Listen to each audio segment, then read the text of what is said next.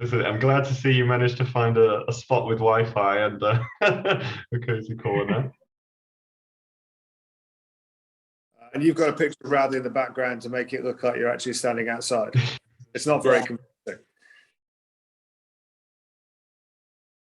Let's kick off. So obviously today we want to be talking a bit about the academic side of life. And look, Seymour, you look the very epitome of an academic scholar with what you're wearing and where you are. So we probably start with, tell us where you are, what you're doing. So I'm currently in Limpopo in South Africa. And I've just come off duty yesterday from a 21-day patrol in Big Five Game Reserve. And I'm volunteering for a paramilitary anti-poaching unit.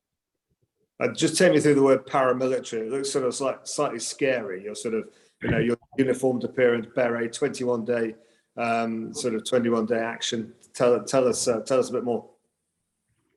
So as a volunteer, I'm not technically employed by them, but we do exactly the same job as everyone else. And you arrive, you do a 6-week training course, which is pretty intense. And after that, you'll earn your black beret, and then you'll be sent out into the bush. The Big Five, you'll be doing patrols all day pretty much, and trying to stop poachers and depending on what your specific role is. So for instance, I've done both reaction, which is responding to incidents, but also just regular foot patrols, and you'll be likely to make some arrests and things like that. So it's pretty intense experience. But I've just come off duty, so I'm busy raiding all the local burger restaurants, putting back on some weight. Okay, so this is Mikolaj. So just imagine this. This is what being an academic, sort of excellent student at Radley does for you. You end up in South Africa being a volunteer on a game reserve. What do you think about that idea? I think it's pretty fascinating. You can do quite a lot of stuff, I guess. Okay, so an academic life at Radley leads you in all directions. I think that's the key. So Seymour, if we went back to the beginning, what was life like when you arrived at Radley from an academic point of view? What were the sort of challenges? What were the exciting things about that? Well, firstly, it was just a huge step up from prep school in terms of not just the volume of work, but in a way, the kind of professionalism of what you were doing. There's just much higher standards, I think. What was exciting was the topic. So for instance, in history, I thought we delved into a little bit more of the interesting side of history rather than just sort of battles and things that we're looking at prep school.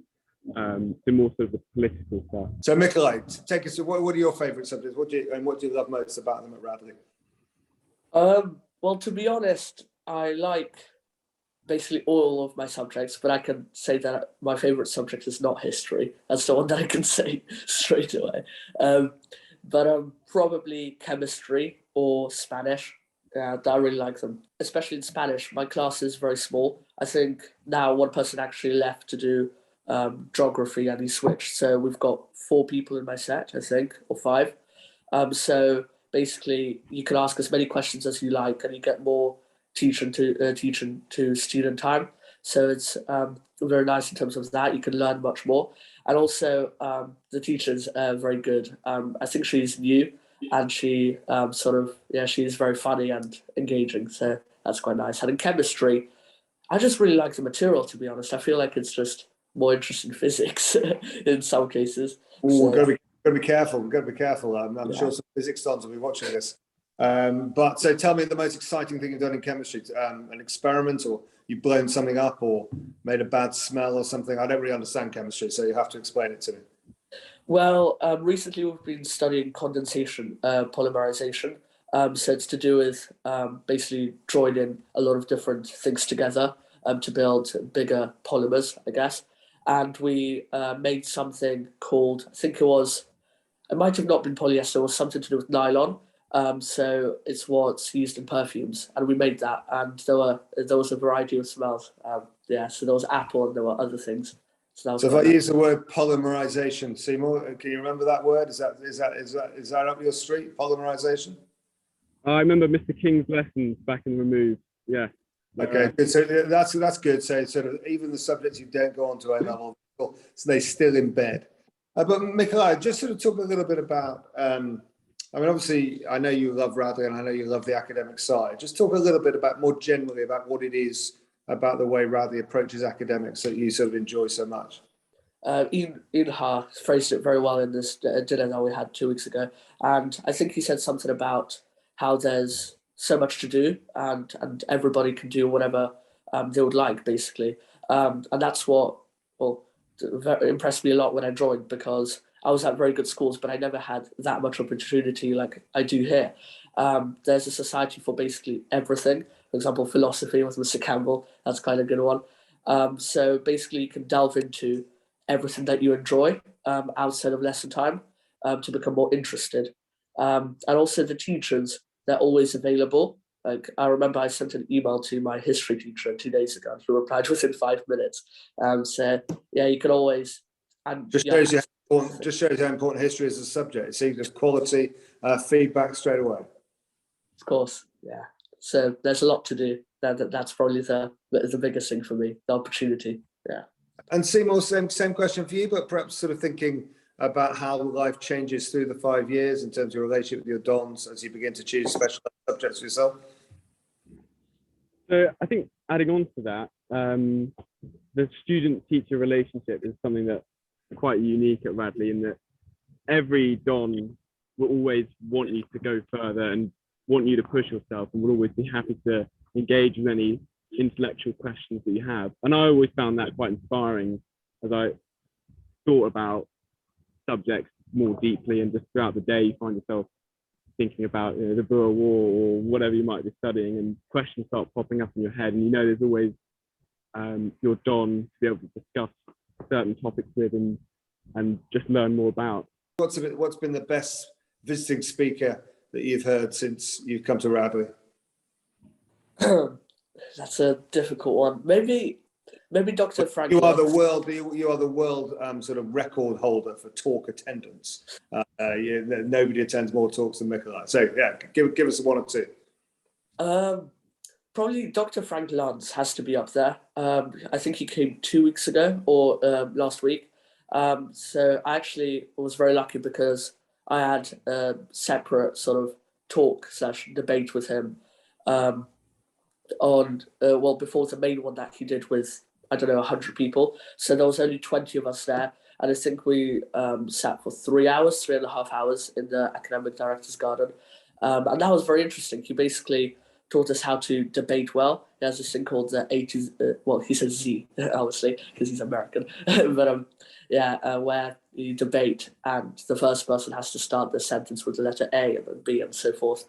And that was very interesting. And he told us a lot about his views on politics and Donald Trump. So yeah, that was very enlightening. That was very good.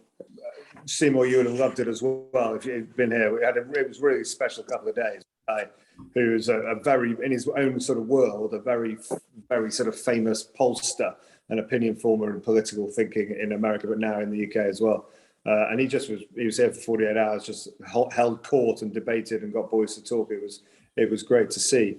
And just thinking about America, and one of the lovely things we have is the opportunity to do academic things beyond the term time. And Seymour, tell us about the scholarship you won to go to America. So that was a 3-week course with William and Mary, and there's about 15 or so students there, and it was looking at founders and foundings in America, and you sort of go to, well, it was virtually in my case, go to different houses and estates of a number of more famous American founders, a number of less famous American founders, and it springs up a whole lot of debate about how history and memory interact and how we can celebrate figures in American history, but also have a critical angle. And there's an essay each week. And I noticed when I was doing that, in fact, that having done the history coursework in the A-level, I was actually possibly a bit ahead of the American students, having that critical eye of comparing sources and analysing them. So I found it deeply rewarding, looking at getting that first-hand experience from an institution like William and Mary, which is world renowned for its historical expertise. So the message we're going to take away is that Radley students are marginally ahead of American students at the similar time. I'm not sure that's a great compliment. Significantly ahead. Okay, that might be more of a compliment. And of course, obviously, you had the sadness that was sort of during COVID period, so it wasn't quite the same. But normally, that is actually a residential courseware. So we've got 2 boys this summer going off to America for 3 weeks. I guess internally to Radley, Mikolaj, something we've introduced actually since Seymour's time is a more specific junior scholar program, which I know you're sort of one of the leading lights of. So just sort of tell us about how that works. Well, it started at the start of Shells, and I was actually very impressed because I thought it was more like a title than anything, and it is a very proper thing. So Mr. Woodling does it extremely well. So every week, basically, amongst a lot of other things, he sends out this list of all of the possible talks, and he says where they are, etc. And not only that, he also motivates you to go to them. And he does these things called, the challenges. Sometimes I remember I did one, which was a chemistry one about the nucleus of cesium 2 weeks ago. So that was quite a difficult one. And it's not only that, but for example, last month he sent out one which was an essay about economics or something like that. And that was very interesting as well. So it's very good. And I think the highlight of it is the Junior Project Prize, of course, which is, I don't know how to describe it. It's basically, you can do anything on anything. You can write an essay or you can do a short film or documentary about something. And then that is, you have a mentor for that, which is a 6-1 and also, Mr. Woodling, sort of. And then that gets marked and you have the winner and second, third place at the end. And I would say the most striking thing about junior scholars is that you're just motivated to do so many things. Like, it's not just there like, oh, do it if you want to. He actually encourages you to do a lot of these things, so you benefit. So what was your project on?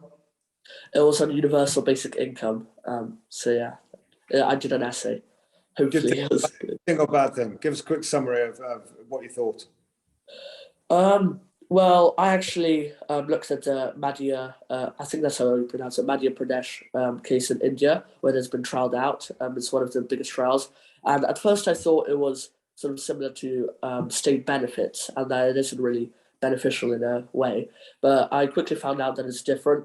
I think there was a quote in The Economist as well, which phrased it very well, where they gave, I think, £690 to some homeless people.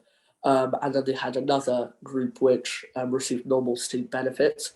And they saw that within a year, the people who had received universal basic income actually were off the streets and they had a good job.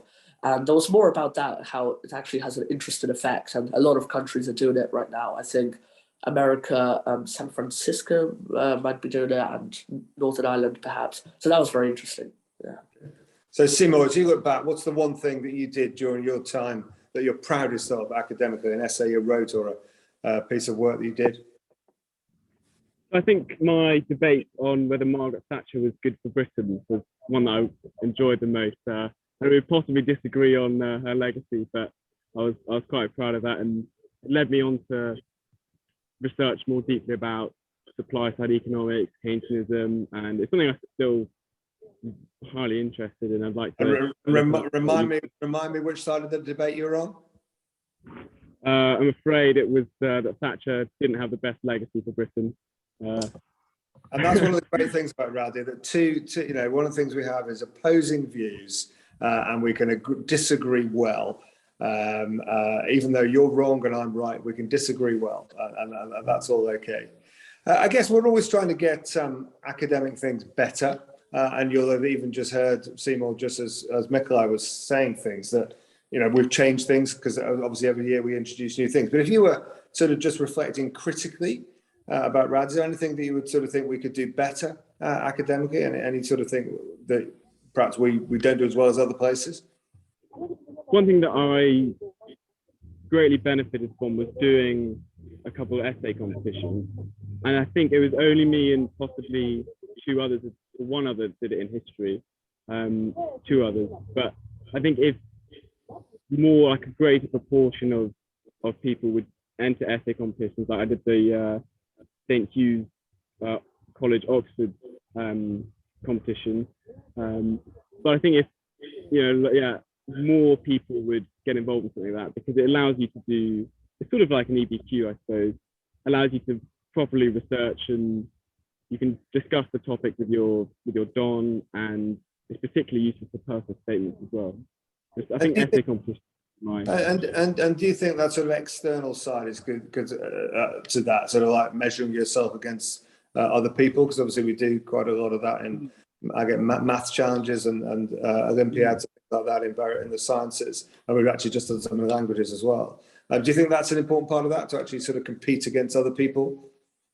Yeah, I think it's really important for Bradleyans to remind themselves that they may be to the top of set one, which might be 25 people top, but reminding oneself that competition is far, far larger than that, and that essay competitions would be a way to force that in one's mind. Perhaps I think I agree with Seymour, because I'm not doing that competition, but I'm doing the John Locke Institute competition, and I would say it's quite challenging to sort of basically know how to do it. I would say that one of the only resources that I have to try and produce a very good essay is looking at past winners. But I'm sort of speaking to my teacher now, and Dr. Walker from last year, who I really like, about how I could improve my essay. So maybe if that could be encouraged a bit more. So I agree with that. And perhaps the only other thing that I'm thinking is more open days. I'm not sure if that is the thing in 6-1s, but for example, I'm very interested in medicine and law, and to be honest, I can't sort of decide which one is better to do, or something to do with languages. So perhaps to get a bigger feel of what those things feel like. What does it feel like to be a lawyer and a doctor? So that would be quite interesting. So I think we can safely say you've got a sort of lots of avenues open to you. So you're thinking languages, thinking law, and medicine. Well, I suppose you could sort of do medical law, international medical law sounds the right route for you. And what about you, Seymour? So obviously you're not going to spend your entire life on a game reserve in South Africa. So what's next? What's next is history and politics at LSE, and then following that, I think some career in the military. I'll see what I'll decide on. Okay, that's my ambition. You love the uniform. That's the point, isn't it? John, I just want to ask you a bit more, just very quickly, about things that are led by the students. I think about the Baton Law Speaker Program that's now just getting underway, and that's being led by a boy in 6-1. Is that quite a strong thing, and is that a good thing, getting the balance right? Yeah, I mean, one of the things we're always trying to do, I think, is encourage boys to be motivated themselves. I think there's several reasons for that. And one is just purely prosaic. If a speaker gets a letter, or potential prospective speaker gets a letter from a boy, they're much more likely to come and speak at the school. And I think that's a good thing. But of course, much more important than that, if boys are doing it themselves, they learn skills through that process, but also they're doing things that will then motivate themselves and obviously be sort of attuned to what they're interested in. And you see that in lots of sort of different ways. I guess the model is you want some Don oversight and advice, but the more that can be done by boys, the better, whether it be a discussion group or a debate. We had a great debate recently whether religion was a force for good or not, which was the Dons versus boys debate.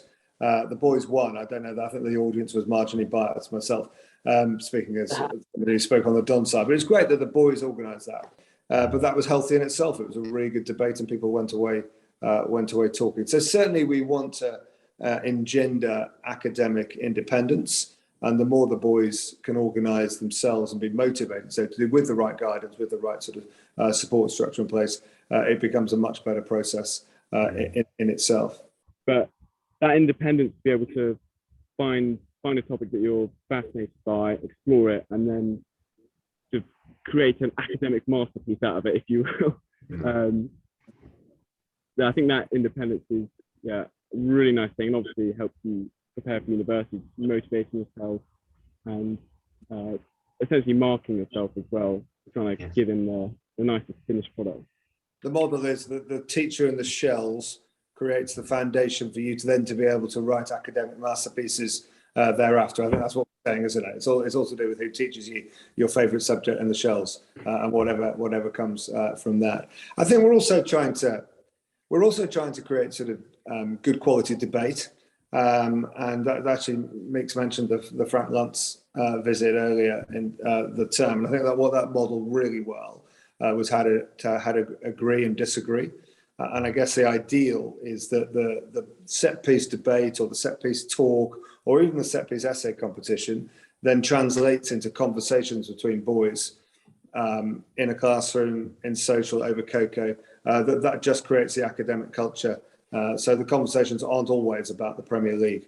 Important though conversations about the Premier League are, they're not the only conversations that matter. So I think that's just trying to create, I hope we're doing better at it, creating an academic culture within the college where naturally boys enjoy talking and talk well about all aspects of academic things.